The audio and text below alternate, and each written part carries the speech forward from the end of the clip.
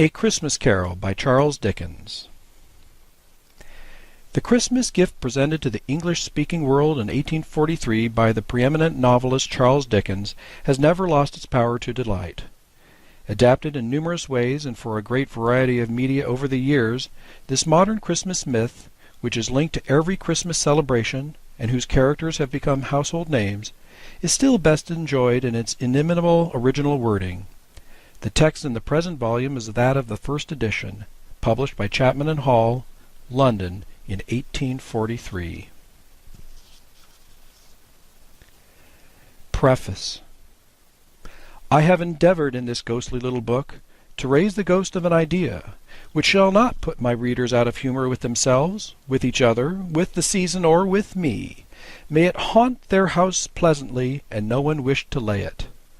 Their faithful friend and servant, Charles Dickens, December, 1843. Stave 1. Marley's Ghost. Marley was dead, to begin with. There is no doubt about that. The register of his burial was signed by the clergyman, the clerk, the undertaker, and the chief mourner. Scrooge signed it, and Scrooge's name was good upon change for anything he chose to put his hand to. Old Marley was as dead as a doornail. Mind, I don't mean to say that I know, of my knowledge, what there is particularly dead about a doornail. I might have been inclined myself to regard a coffin-nail as the deadest piece of ironmongery in the trade, but the wisdom of our ancestors is in the simile, and my unhallowed hands shall not disturb it, or the country's done for. You will therefore permit me to repeat emphatically that Marley was as dead as a doornail. Scrooge knew he was dead? Of course he did. How could it be otherwise? Scrooge and he were partners for I don't know how many years. Scrooge was his sole executor, his sole administrator, his sole assign, his sole residuary legati, his sole friend and sole mourner. And even Scrooge was not so dreadfully cut up by the sad event, but that he was an excellent man of business on the very day of the funeral, and solemnized it with an undoubted bargain. The mention of Marley's funeral brings me back to the point I started from. There is no doubt that Marley was dead. This must be distinctly understood, or nothing wonderful can come of the story I am going to relate. If we were not perfectly convinced that Hamlet's father died before the play began, there would be nothing more remarkable in his taking a stroll at night, in an easterly wind, upon his own ramparts, than there would be of any other middle-aged gentleman rashly turning out after dark in a breezy spot, say St. Paul's churchyard, for instance, literally to astonish his own son's weak mind. Scrooge never painted out old Marley's name. There it stood, years afterwards, above the warehouse door, Scrooge and Marley. The firm was known as Scrooge and Marley. Sometimes people new to the business called Scrooge Scrooge, and sometimes Marley, but he answered to both names. It was all the same to him. Oh, but he was a tight-fisted hand at the grindstone, Scrooge, a squeezing, wrenching, grasping, scraping, clutching, covetous old sinner, hard and sharp as flint, from which no steel had ever struck out generous fire, secret and self-contained and solitary as an oyster. The cold within him froze his old features, nipped his pointed nose, shriveled his cheek, stiffened his gait, made his eyes red, his thin lips blue, and spoke out shrewdly in his grating voice. A frosty rime was on his head, and on his eyebrows, and his wiry chin. He carried his own low temperature always about him. He iced his office in the dog days, and didn't thaw 1 degree at Christmas.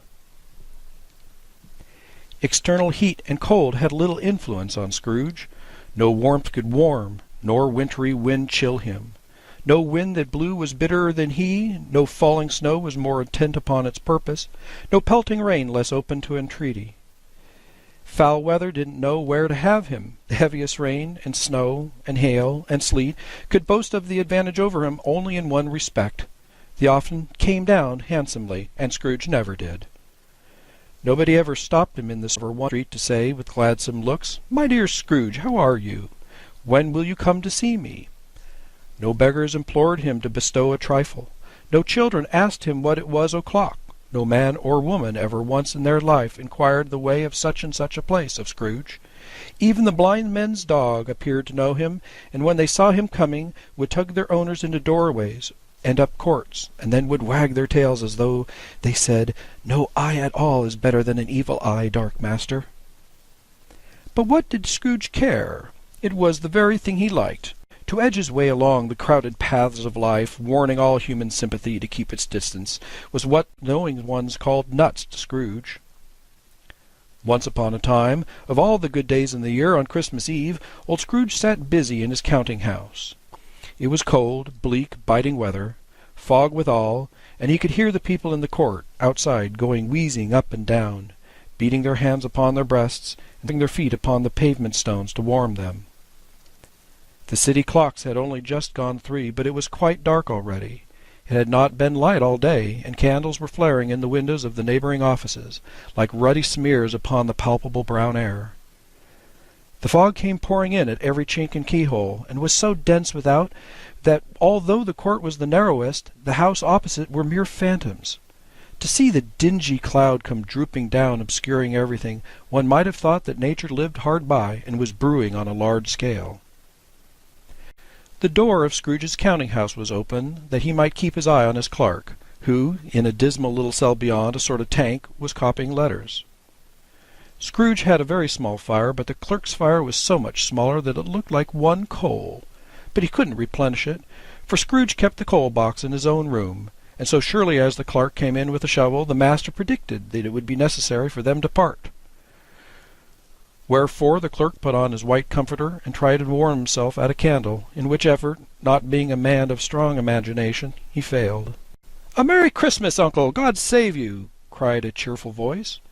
It was the voice of Scrooge's nephew, who came upon him so quickly that this was the first intimation that he was of his approach. "Bah!" said Scrooge. "Humbug!"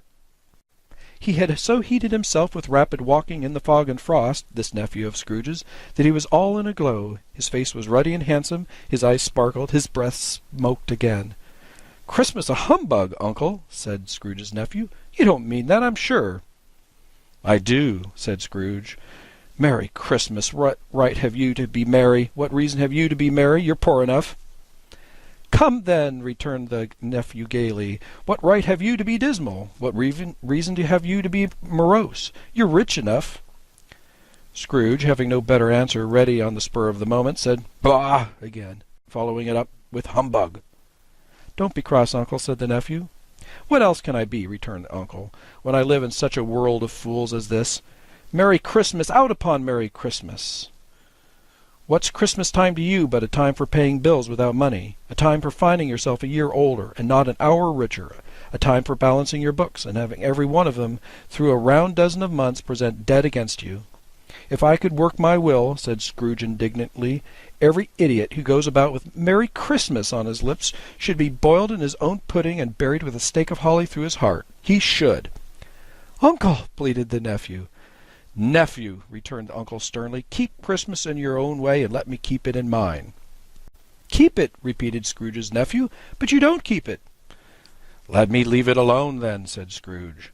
"Much good may it do you. Much good has it ever done you." "There are many things from which I might have derived good, by which I have not profited, I dare say," returned the nephew. "Christmas among the rest.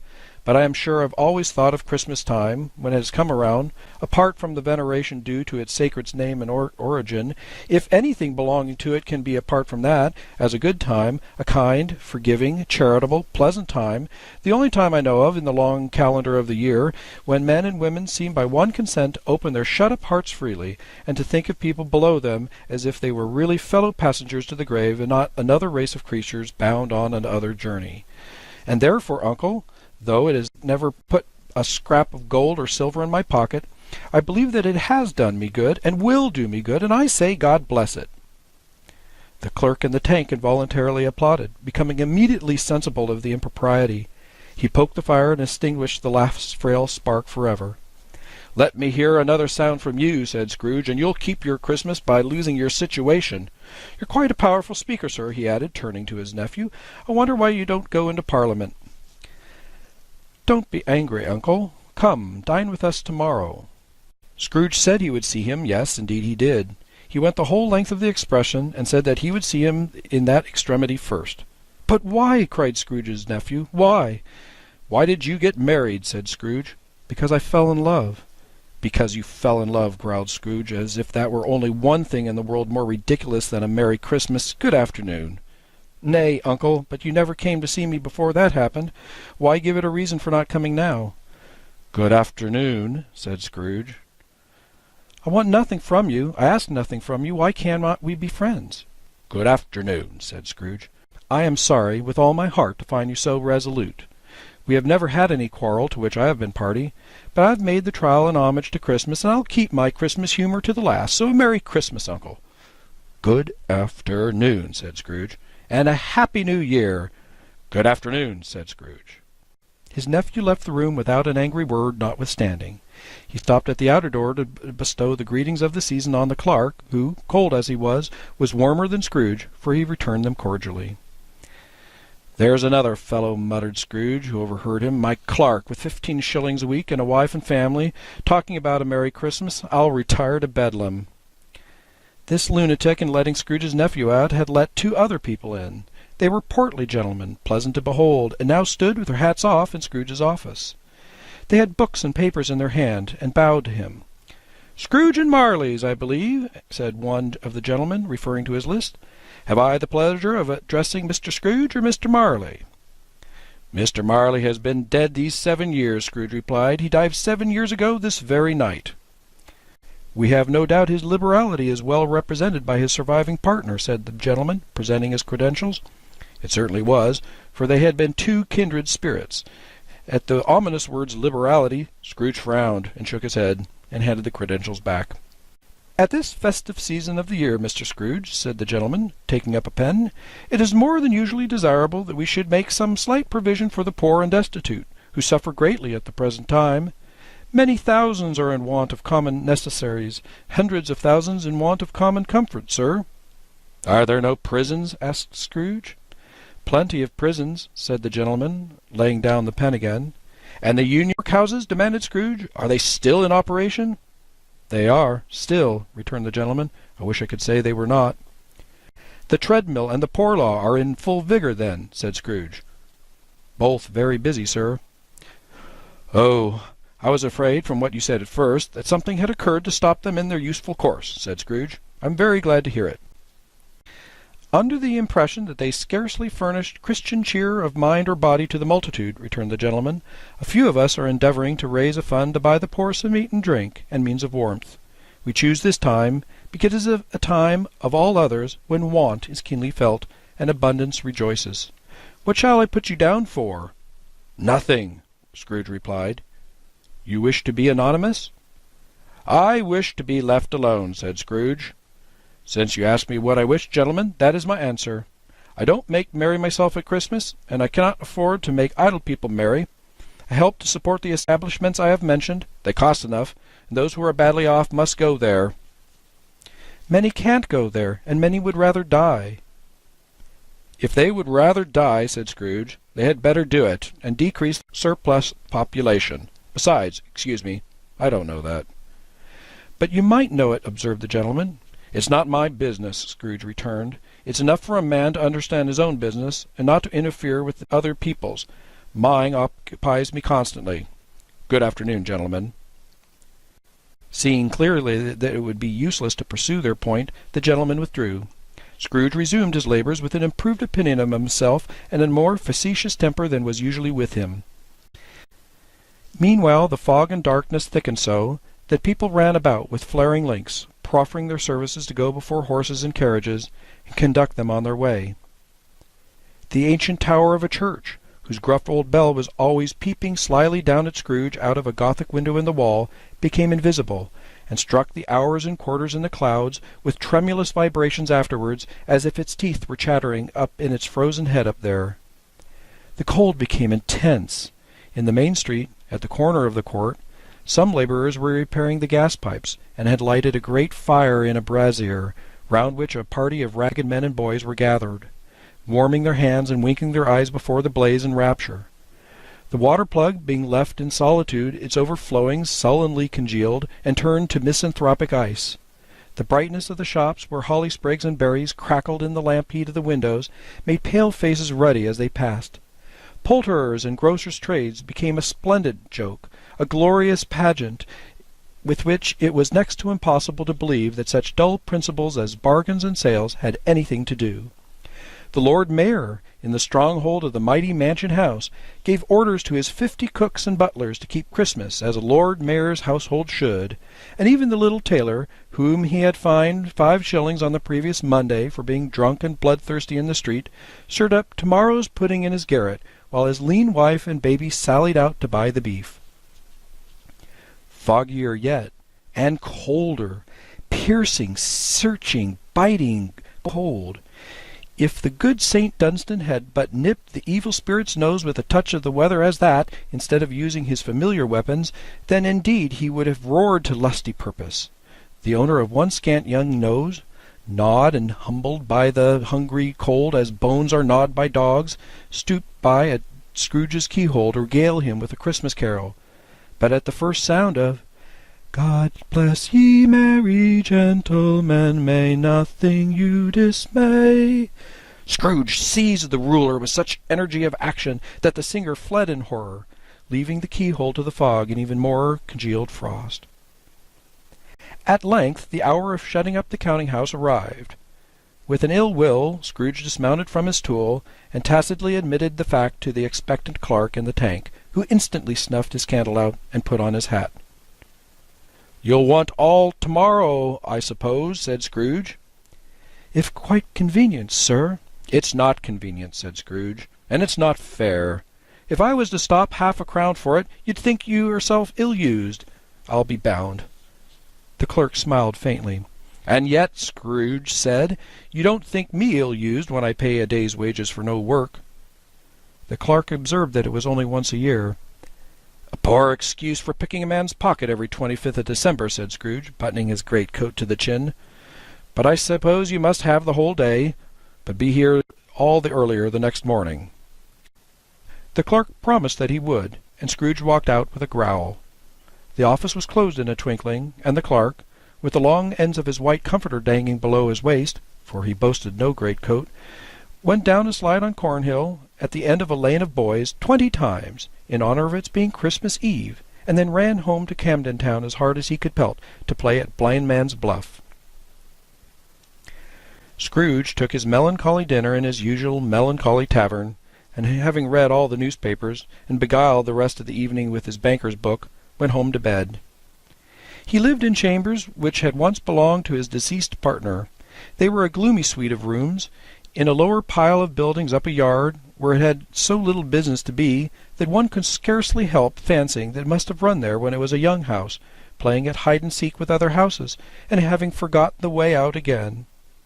It was old enough now, and dreary enough, for nobody lived in it but Scrooge, the other rooms being all let out as offices. The yard was so dark that even Scrooge, who knew its every stone, was fain to grope with his hands. The fog and frost so hung about the black old gateway of the house that it seemed as if Genius of the weather sat in mournful meditation on the threshold. Now, it is a fact that there was nothing at all particular about the knocker on the door, except that it was very large. It is also a fact that Scrooge had seen it night and morning during his whole residence in that place.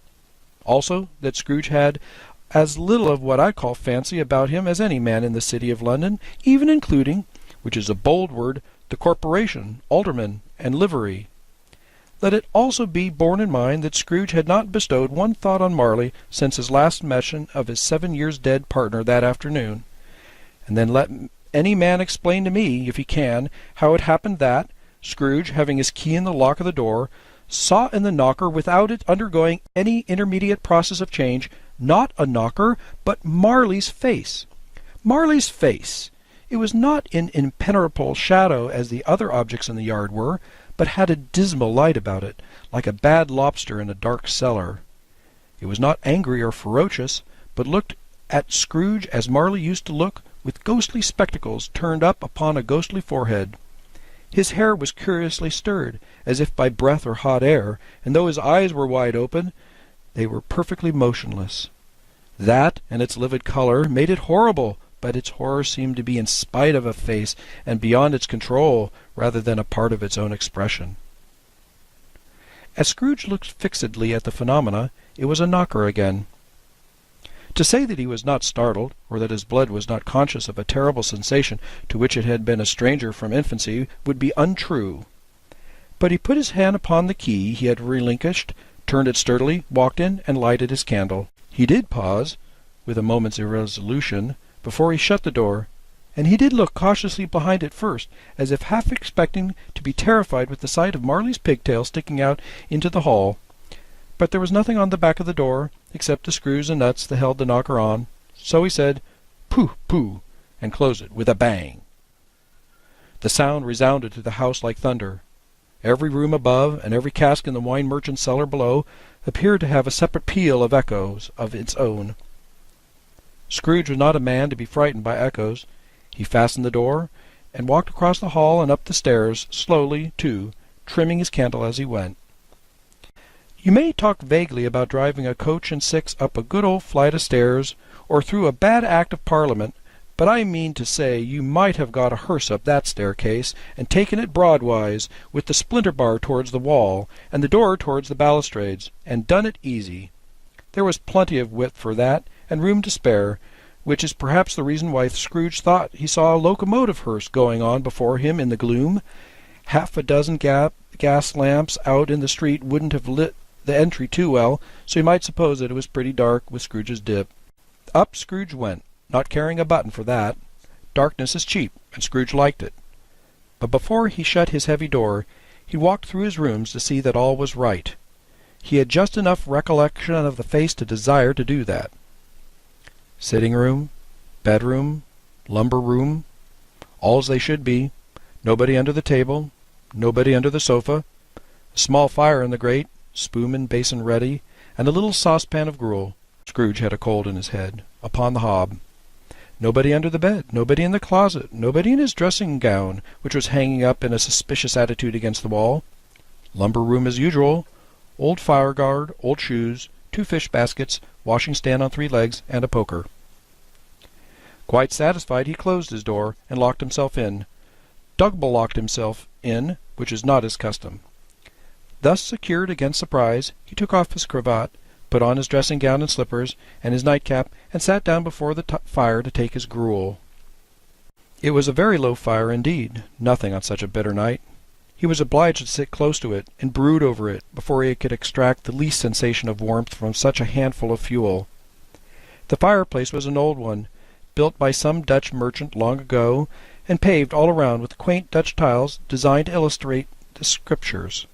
There were Cains and Abels, Pharaoh's daughters, queens of Sheba, angelic messengers descending through the air on clouds like feather-beds, Abrahams, Belshazzars, apostles putting off to sea in butter-boats, hundreds of figures, to attract his thoughts, and yet that face of Marley's, 7 years dead, came like the ancient prophet's rod, and swallowed up the whole.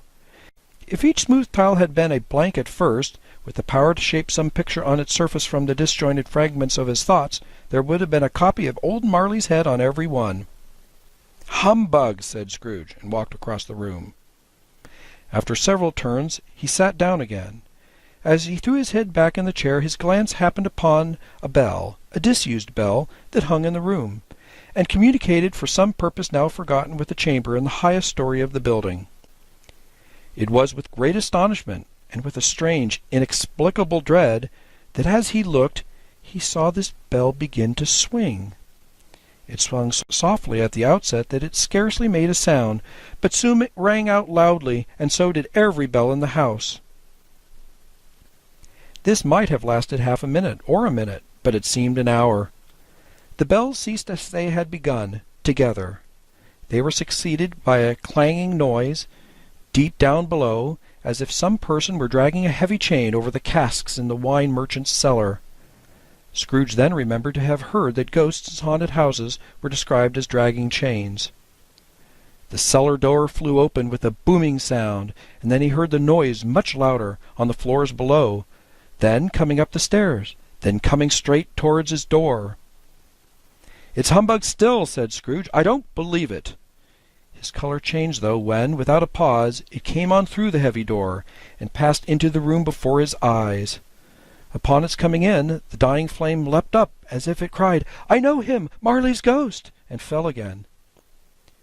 The same face, the very same! Marley in his pigtail, usual waistcoat, tights, and boots, the tassels on the later bristling, like his pigtail, and his coat skirts, and the hair upon his head. The chain he drew was clasped about his middle.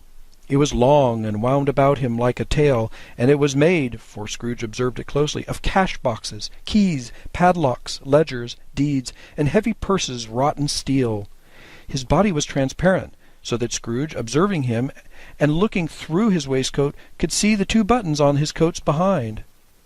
Scrooge had often heard it said that Marley had no bowels, but he never believed it until now.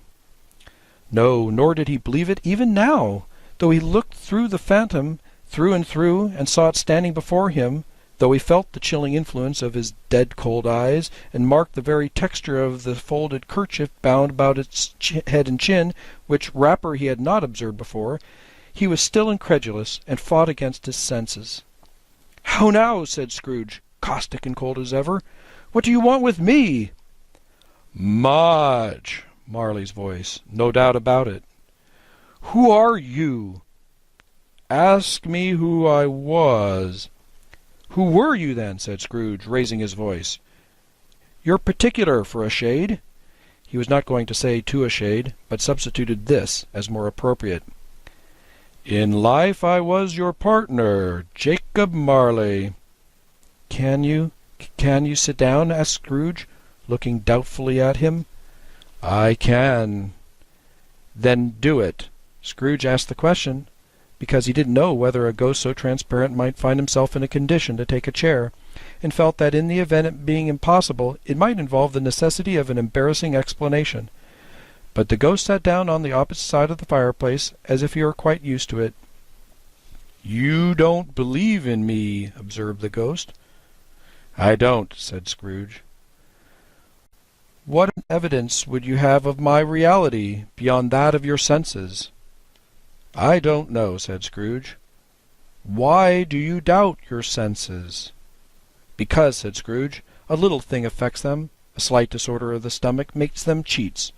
You may be an undigested bit of beef, a blot of mustard, a crumb of cheese, a fragment of an underdone potato. There's more of gravy than grave about you, whatever you are." Scrooge was not so much in the habit of cracking jokes, nor did he feel in his heart by any means waggish then. The truth is that he tried to be smart, as a means of distracting his own attention and keeping down his terror, for the spectre's voice disturbed the very marrow in his bones. To sit, staring at those fixed glazed eyes, in silence for a moment, would play, Scrooge felt, the very deuce with him. There was something very awful, too, in the spectre's being provided with an infernal atmosphere about it. Scrooge could not feel it himself, but this was clearly for the case, for though the ghost sat perfectly motionless, its hair and skirts and tassels were still agitated as if by hot vapour from an oven. "You see this toothpick?" Scrooge said, returning quickly to the charge, for the reason just assigned, and wishing, though it were only for a second, to divert the vision's stony gaze from himself. "I do," replied the ghost. "You're not looking at it," said Scrooge. "But I see it," said the ghost, "notwithstanding." "Well," returned Scrooge, "I have but to swallow this, and be for the rest of my days persecuted by a legion of goblins, all of my own creation. Humbug, I tell you, humbug!" At this the spirit raised a frightful cry, and shook its chains with such dismal and appalling noise that Scrooge held on tight to his chair to save himself from falling in a swoon. But how much greater was his horror when the phantom, taking off the bandage around his head, as if it were too warm to wear indoors, its lower jaw dropped down upon its breast. Scrooge fell upon his knees and clasped his hands before his face. "Mercy!" he said. "Dreadful apparition! Why do you trouble me?" "Man of the worldly mind," replied the ghost, "do you believe in me or not?" "I do," said Scrooge. "I must. But why do spirits walk the earth, and why do they come to me?" "It is required of every man," the ghost returned, "that the spirit within him should walk abroad among his fellow men, and travel far and wide, and if that spirit goes not forth in life, it is condemned to do so after death.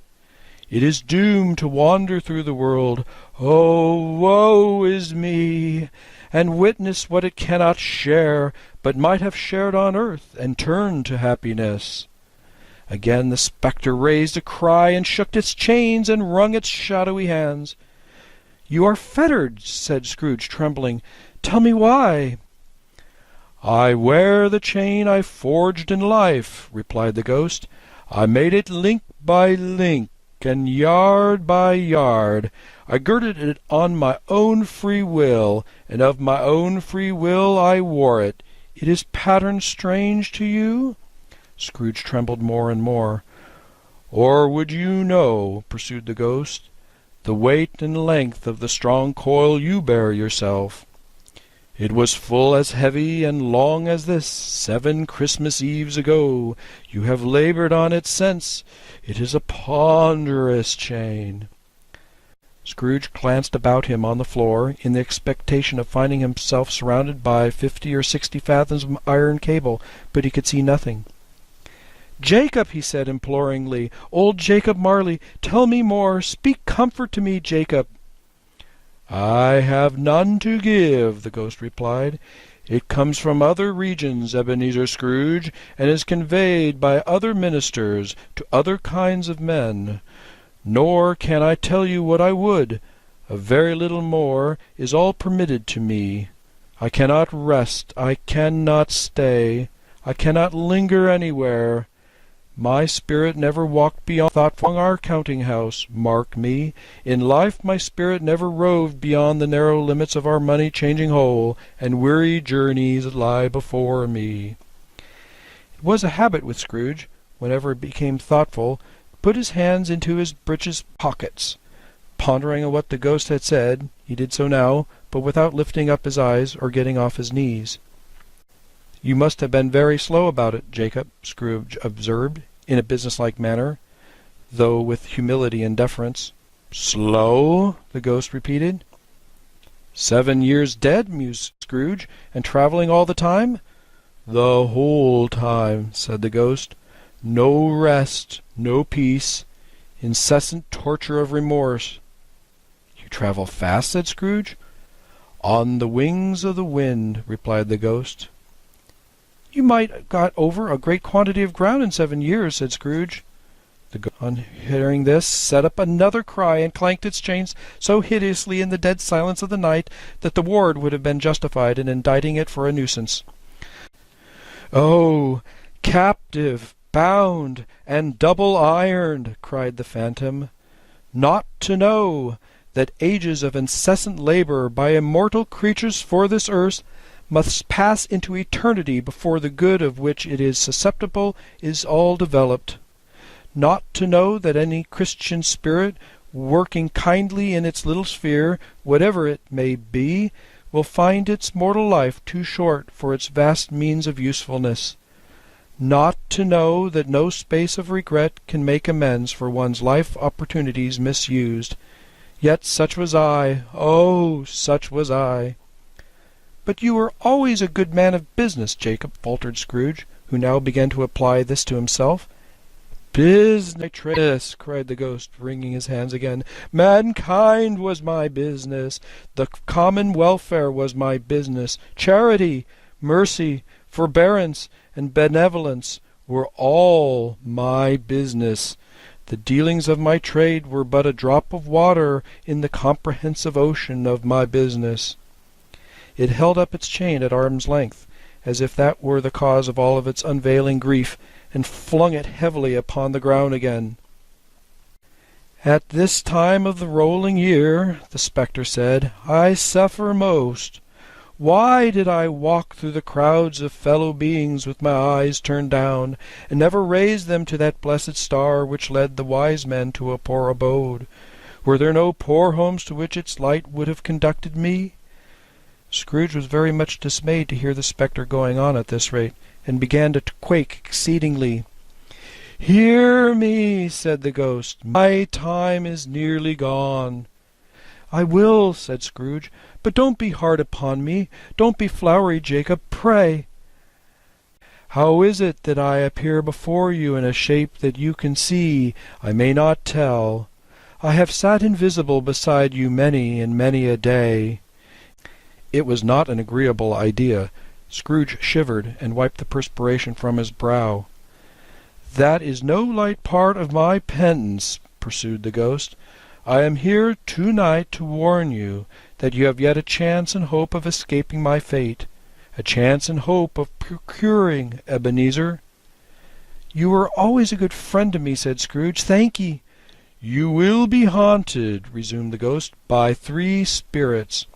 Scrooge's countenance fell almost as low as the ghost's had done. "Is that the chance of hope you mentioned, Jacob?" he demanded, in a faltering voice. "It is." I think I'd rather not," said Scrooge. "Without their visits," said the ghost, "you cannot hope to shun the path I tread. Expect the first tomorrow, when the bell tolls 1. "Can't I take them all at once, and have it over with, Jacob?" hinted Scrooge. "Expect the second on the second night at the same hour, the third upon the next night when the last stroke of 12 has ceased to vibrate. Look to see me no more, and look that, for your own sake, you remember what has passed between us." When it had said these words, the spectre took the wrapper from its table, and bound it around its head as before. Scrooge knew this by the smart sound its teeth made when the jaws were brought together by the bandage. He ventured to raise his eyes again, and found his supernatural visitor confronting him in an erect attitude, with its chain wound over and about its arm. The apparition walked backwards from him, and at every step it took, the window raised itself a little, so that when the spectre reached it, it was wide open. It beckoned Scrooge to approach, which he did. When they were within 2 paces of each other, Marley's ghost held up its hand, warning him to come no nearer. Scrooge stopped. Not so much in obedience as in surprise and fear, for on the raising of its hand he became sensible of confused noises in the air, incoherent sounds of lamentation and regret, wailings inexpressibly sorrowful and self-accusatory. The spectre, after listening for a moment, joined in the mournful dirge, and floated out upon the bleak, dark night. Scrooge followed to the window. Desperate in his curiosity, he looked out. The air was filled with phantoms, wandering hither and thither in restless haste, and moaning as they went. Every one of them wore chains like Marley's ghosts. Some few, they might be guilty governments, were linked together, none were free. Many had been personally known to Scrooge in their lives. He had been quite familiar with one old ghost, in a white waistcoat, with a monstrous iron safe attached to its ankle, who cried piteously at being unable to assist a wretched woman with an infant, whom it saw below upon a doorstep. The misery with them all was clearly that they sought to interfere, for good, in human matters, and had lost the power forever. Whether these creatures faded into mist, or mist enshrouded them, he could not tell. But they and their spirits' voices faded together, and the night became as it had been when he walked home. Scrooge closed the window, and examined the door by which the ghost had entered. It was double-locked, as he had locked it with his own hands, and the bolts were undisturbed. He tried to say "humbug," but stopped at the first syllable, and being, from the emotion he had undergone, or the fatigues of the day, or his glimpse of the invisible world, or the dull conversation of the ghost, or the lateness of the hour, much in need of repose, went straight to bed, without undressing, and fell asleep upon the instant.